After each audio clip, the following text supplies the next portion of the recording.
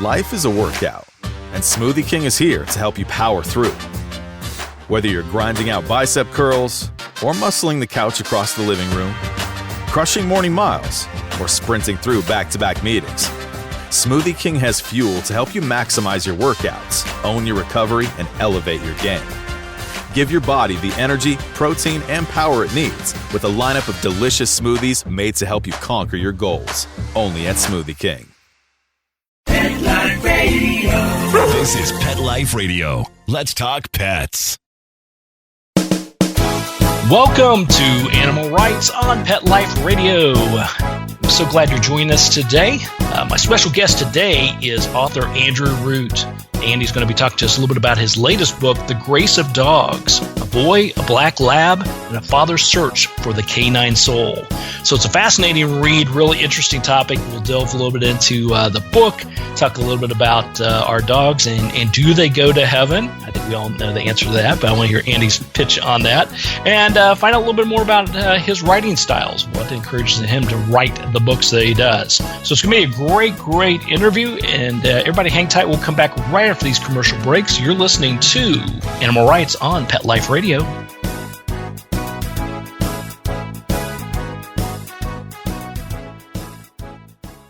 You think that you're rescuing them, but honestly, they're going to end up rescuing you. You don't know what they've gone through, and they're not going to be perfect. And they are so happy that you are taking a chance on them to be a part of your family. I urge you to go down to your local shelters, pounds, dog rescues, foundations, you name it, and rescue a dog. Once you get your rescue dog, you should definitely order some Dinovite. Go online and order it. DINOVITE.com. Dinovite. It's awesome stuff. 90 days of Dinovite will make your dog a happy dog. It will help them with their overall health. You don't need to spend thousands on vet bills. Dinovite is the best thing that's ever happened to my dogs, besides me, of course. Call 859-428-1000. 859-428-1000. DINOVITE.com. Let's Talk Pets on PetLifeRadio.com. Welcome back. Welcome back to Animal Rights on Pet Life Radio. Joining us now is author Andrew Root.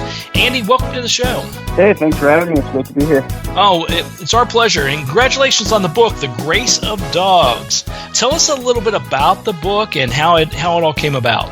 Yeah, well, I had never written anything on dogs before, nor had I ever really even written anything on animals. And I'm kind of a pinheaded academic theologian that reads a lot of philosophy and reads a lot of theology and things like that. But we had this beloved black lab that was so important to us and kind of central to our family.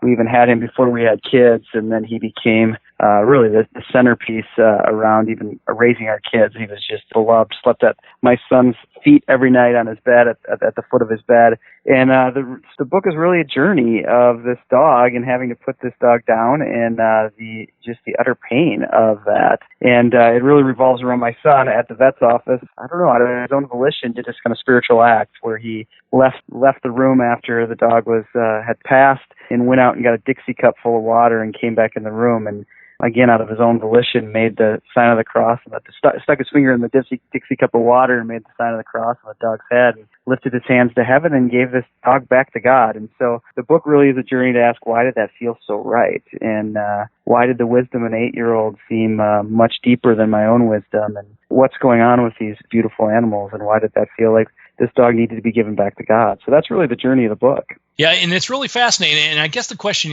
as you said, it's your dog has lived a lifetime with you guys and raised with the kids, and then your son does that such kind act that he did at the end.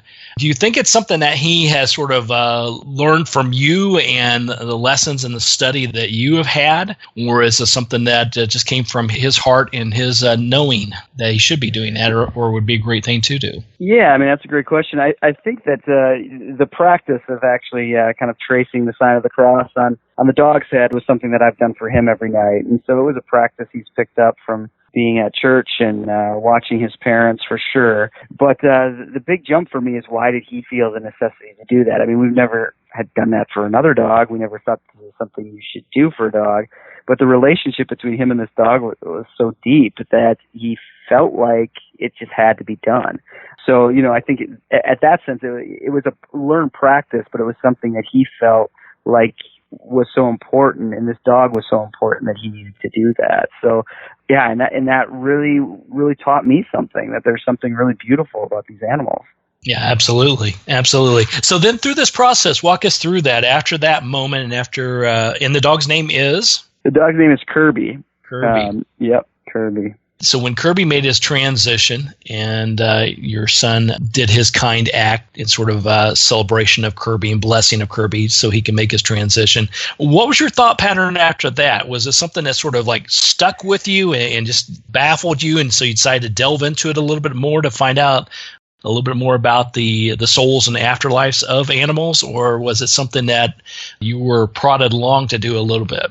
No, yeah, I mean, it was this kind of sense of being part of this event. You realize that something significant had happened here. And so that really, it stuck with me. I mean, it just stuck with me for days. And the grief of losing this dog stuck with me as well. But then Owen's act kind of reverberated with this, just the pain of losing this dog. And I'm just a strange person. So whenever something kind of big like that happens, I find myself on Amazon buying books that I can't afford.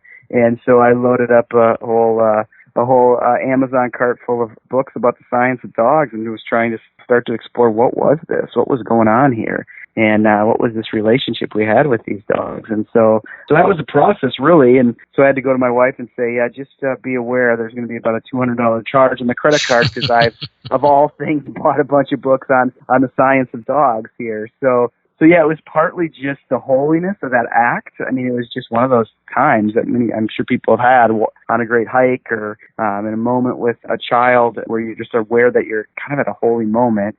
And so that lived on with me. But then I'm just a really weird person who has to read about those experiences and try to really get inside them and understand them. So it became a journey from there. Yeah. There you go. Well, you're a scholar, and that's one of the things you do. Conversations then with your son. I mean, was this something that you sat down and got his opinions on after it happened? And if so, did he have any great revelations, or was it something that he just felt in his heart that he should do? Yeah, I mean, asking him, he just felt like this was the right thing to do. And he actually put up on he has kind of a lofted bed, and he put a picture of Kirby up after Kirby died, and he wrote on it, "My best friend." And so he just grieved the dog's loss for months. And so the questions would come at bedtime. And, the big questions that the book revolves around, too, like, well, will I see Kirby again in heaven? And can you pray that I'll have a dream of Kirby? I mean, there's this kind of desire to reach out and to love this dog. I mean, it really was this sense of a connection of love. And so, yeah, just asking him why he did that, he just said that Kirby was important to him. And so I tried to unpack that. And he did ask, like, why does it hurt so badly? So that's part of what I hope the book does for readers, is try to get inside a little bit and give a little bit of intellectual history, or just a dialogue maybe from the religious traditions on why it's really quite a logical and quite normal thing to feel such a deep loss with our dogs, because there potentially is. I mean, I believe there is this kind of spiritual bond that we have with our dogs. And when you lose a deep bond that you have with a living creature, it leads to deep levels of grief. And so it makes all sorts of sense that we grieve our dogs this way. So it was really just affirming him in that process. There you go. So through the process, before going into the deep dive and helping fund Amazon and all the other bookstores out there, That's right. Did you have a take on what your opinion was on what happens to our animals, especially in this case dogs, after they make their transition? And did it change once you went into the deep delve into the study of it all? Yeah, well, I've been a dog person my whole life, and had dogs growing up that meant so much to me. And so you have these deep kind of intuitive sense. I think if I was ever pushed into a corner, I would think, well, God's got to do something with dogs. I mean, dogs are just so beautiful. There's got to be something going on. But when you're trained as an academic theologian, the last thing you really talk about, I never took a class on what happens to dead dogs, or the spiritual connections of cats and mice. So it was something I hadn't thought about too much, and yet I found myself wondering if there was something there, but then it was really getting inside of this study that I started to explore this. And I think there's a real way for us to think about our dogs entering into eternal life in some way, or entering into going to heaven, I guess, as we kind of popularly say. I think there's a way that really makes quite a deal of sense for us. Absolutely, absolutely. I would have to believe every one of my listeners out there, we've talked about this many, many times about animals and their transition and what happens when they go to heaven or go to the Rainbow Bridge. I would think that this is definitely up their line. They would all agree that that they're sentient beings and that they have a soul and they have a purpose for being here. And it would make perfectly good sense that we all end up back in the same place. Yeah, and I think that's that's true for any animals I think that we loved and that we call pets. And I think there's something really unique about dogs, and dogs can kind of lead us into thinking about this, because there is this deep sense of dogs' interconnection with us. And a lot of the new science on dogs, relatively new, last 15 years or so, is just really kind of drawn out how deeply dogs connect with our face and can read our facial expressions, really take in our face. So there becomes this deep kind of interconnection that happens through this kind of face-to-face communication. And, as a theologian, to talk about, like, well, what is a soul? And it's hard to know. I mean, we've kind of gone all sorts of philosophical conversations about what are souls, and it seems like we can kind of say that a soul's not some kind of invisible substance in our body, but has something to do with our cognitive state, something to do with our ability for our mind to connect a bigger mind. And there's really ways that dogs so beautifully do a theory of mind on us. They read our minds in a beautiful way. And anyone who's been a dog owner knows that your dog tends to know when you're sad even before you do. And your dog knows time better than you sometimes, coming to the door with his leash and letting you know that it's time to go outside. And your dog, often if you start to get into a fight with your wife, hides under the bed. I mean, your dog can sense the emotional temperature of a room, and that kind of interaction and that kind of communication just does something deep to us. And so as a theologian, I kind of want to say what soul or even spirit is this deep level of interconnection, that this kind of deep level of interconnection that goes so deep that it touches love. And for me, it becomes really hard to not then claim that dogs are these soulful animals, that they interconnect with us.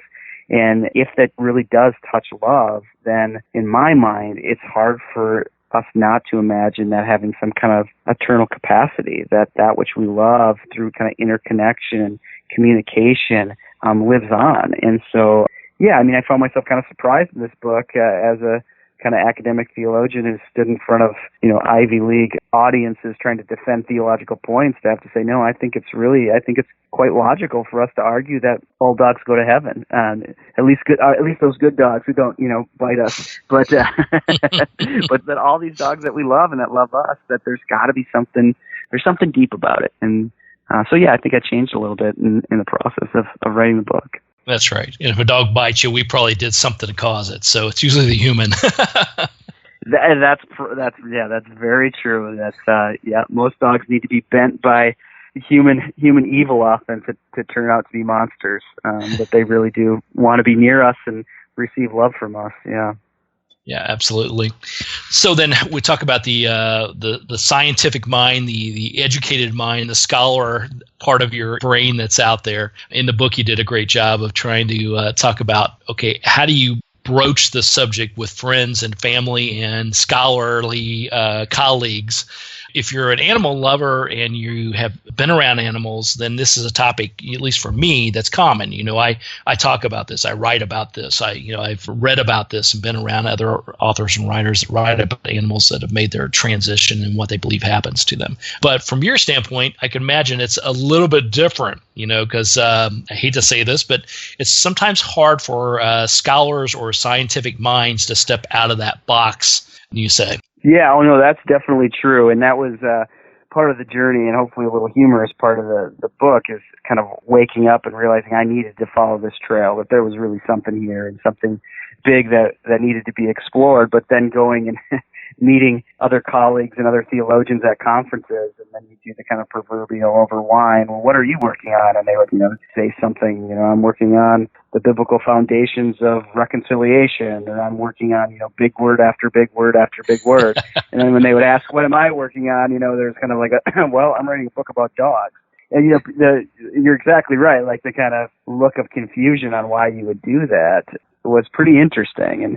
And yet I think, all it took was a few, well, I had to be brave and say it. And then it just took a little bit of a conversation. And I would get these incredible moments of even these highly rational academics kind of breaking down and saying, oh, my dog means so much to me. And my dog saw me through a divorce. And I couldn't have made it through, the death of our child if my dog wasn't there. And, I was so depressed at another time in my life, and it wasn't for my dog getting me out of bed to take him on a walk, I don't think I would have made it through. So it doesn't take very long for people to actually have these deep confessions of, well, in the Christian tradition, we would say of dogs ministering to us, which is kind of a beautiful thing to think about dogs almost as our ministers or our priests, that they come and they care for us in a certain way, and they get us in touch with our humanity in a beautiful way. And so I really did try to explore that. When you look at the evolutionary history particularly, I think you can make a really strong argument that we needed dogs to be human. And not only, did these wolves become domesticated and turn into dogs, but in a real sense, our co-relationship led us to be the unique human beings that we are, who can think deep thoughts and actually be the beings who are these Homo sapiens, these beings who think about thinking. And I played with in the book, if we actually needed dogs to allow us to enter into that kind of thinking. So it's very interesting to think we would have no culture, we'd have no art, we'd have maybe no religion without these dogs who showed up at our camps eons ago and we became friends with. It's kind of a really deep, beautiful thought, I think. Yeah, absolutely. And I love that commonality. I love what you had stated there, that, no matter what level of academia you come from, whatever your level of study, wherever you come from in this world, or what your life experiences, you have had a dog in your life, or you've known a dog, or you have a dog now. And that's the great common denominator, because then everybody knows how much that dog has taught them and has got them through challenges in life. And like you said, been their minister at times, getting them through life's challenges. So I love that, and hopefully your colleagues will see how well your humor came through in this, how your deep thought and study came through this, and just the touching emotions, because I'm sure they've gone through it as well.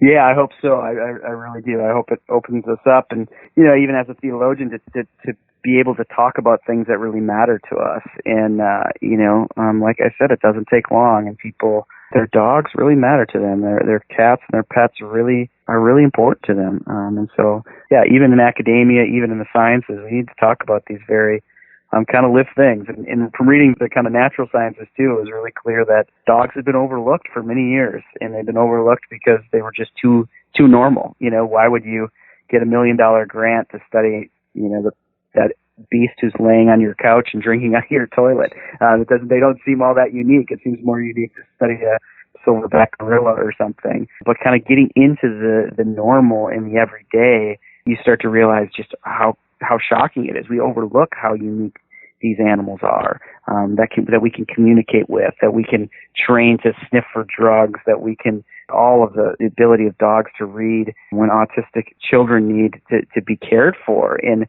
to respond to them. Kids who are having a hard time reading and have this incredible breakthrough by reading to a dog. All these incredible ways that dogs help us be human, and they tended to be overlooked in the sciences. And I think hopefully both in the natural sciences and maybe with my book a little bit within theology and philosophy, we start to see just what a gift they are to us. There you go. Well, I think you did a great job with that. Well, listen, we're going to take a quick commercial break, and then we're going to come back with Andrew Root, talk to him a little bit more about his latest book, The Grace of Dogs, A Boy, a Black Lab, and a Father's Search for the Canine Soul. And we'll talk to Andy a little bit about his writing and writing styles as well. So everybody hang tight. We'll come back right after these commercial breaks. You're listening to Animal Rights on Pet Life Radio. Sit. Stay. We'll be right back after a short pause. Well, 4 to be exact. Hi, this is Tim Link, animal communicator and pet expert and host of Animal Rights on Pet Life Radio. Have you ever wanted to know what your pet is really thinking? Do you want to find out if they truly understand what you're trying to tell them? Ever wish you could build a better understanding and closer relationship with your pet? Well, now you can. Learning to Communicate with Animals is a 4-part on-demand workshop. In the workshop, you'll learn the essential techniques that are necessary to communicate with animals, including what is animal communication, breathing correctly to achieve the perfect state to communicate with your animals at a deeper level, using guided meditation exercises and method to communicate with animals, and how to send and receive information from your animals. So if you're wanting to learn how to communicate and connect with your animals at a deeper level, visit PetLifeRadio.com/workshop and purchase and download Learning to Communicate with Animals. You'll be glad you did.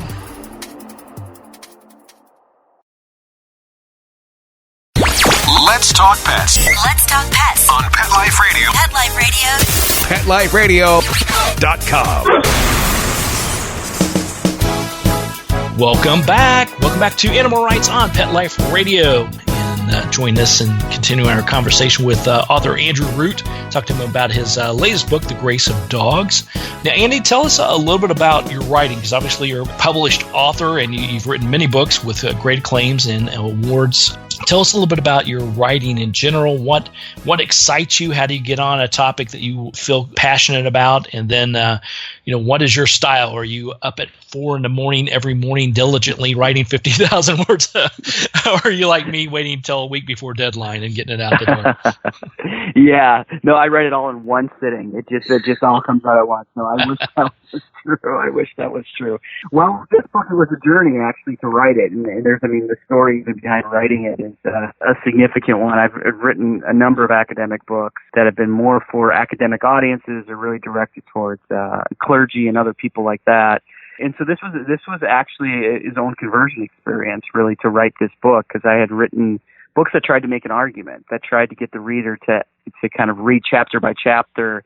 And almost, it's like when you write it in a more academic voice, it's almost like you want to wrestle the reader down to the ground and pin them and have them finally say, "Uncle, like, I get it. You're right. Yeah, your argument is right." And I tried to write this book this way, and it didn't work. And I finally learned that you can't write a book for people outside of academic circles to prove a point. You have to give them an experience and help them see things that they already know and feel. And that took me a long time. So it took a good 2.5, 3 years to write this book, and it was rewritten about 4 or 5 times. And a lot of those drafts are unreadable and are embarrassing even to look back on. But it was definitely worth it. And I knew if I was going to write a book, I mean, you just think of how important, as we were saying in the last segment, how important dogs are to people. I wanted it to be a book that would have a chance, at least, to be read by a large audience of people, and that meant freeing myself from the kind of mode of academic journal and trying to come alongside the reader and give them a good experience. So I was up early. I was up early every morning. I'm an early riser, not quite 4 a.m, more like probably 6:30ish. And I would put in a good 4 or 5 hours, and most of those days you feel like you've been beaten by the writing process more than you've beaten it. And but eventually this came out, and so it was really a learning process for me along the way. That's great. So you've learned the lessons of how to write particular types of books in certain ways. What will you glean from this book when you go back to write something that's a little bit more for academia? Yeah, I think, well, as a writer, one of the things that I've learned is just the real power of leading in through with story and narrative, that just becomes really important. And there's a lot you can do with big ideas when you get there through experience and through story. So I think that will impact me. I think at another level, just continuing to be really aware that what seems ordinary actually can encompass really deep spiritual dynamic to it. And, if you would have asked me 6-7 years ago if I would write a book about dogs, I think, dogs are just so ordinary. They're everywhere. That's not worth spending 3 years researching and writing on. But, looking at particularly pets and how deeply connected we are and what they do for us, that's changed me too. So, it really was a process of kind of looking at the world through the eyes of a dog. And that seems, I think some people can find that silly, but it was really quite a beautiful experience. And I think I've been changed from doing that, and trying to really ask questions and wrestle with what does it mean to be a human being. And if we can really talk about who dogs are and what dogs do for us, we may actually learn a great deal about what it means to be human. And in some ways, that's what the book is really about, is really what it means to be human and how dogs really help us be human beings, significant human beings. And so I think that will stay with me forever. Yeah. That's great. Well, I couldn't have said it better myself. That's great. I'm a big believer that each animal comes into our lives for a reason, for a purpose. We as humans often don't see that until much, much later. But if we follow their guidance and try to identify what their purpose is for being with us, we can definitely live a more fulfilled life and maybe try to find our purpose as well. Yeah, I think so too. And I think, hopefully any of your listeners who read the book, hopefully they'll learn some things along the way, but I think overall there'll be confirmation that I hope that they read it and think, I knew that. But I gave them a little new angle, maybe a little bit more language to express what they know is true deep inside. There you go. Well, everybody go out and pick up a copy of the book. It's available, I'm assuming, nationwide, all your bookstores and online as well. But name of the book is The Grace of Dogs, A Boy, a Black Lab, and a Father's Search for Canine Soul. It's by Andrew Root. Andy, thanks so much for coming on the show. Congratulations on a great book, and we'll look forward to chatting with you somewhere down the road. Oh, that'd be great. Thanks for having me. It's been really fun. Thank you. Well, we're coming to the end of the show today. I want to thank everyone for listening to Animal Rights on Pet Life Radio. I want to thank our producers and sponsors for making this show possible. If you have a story about the animals in your life, whether it's in a blog, an article, or in a book, write it all down. And who knows, you may be the next guest on Animal Rights on Pet Life Radio. Everybody have a great day. Let's Talk Pets, every week on demand, only on PetLifeRadio.com.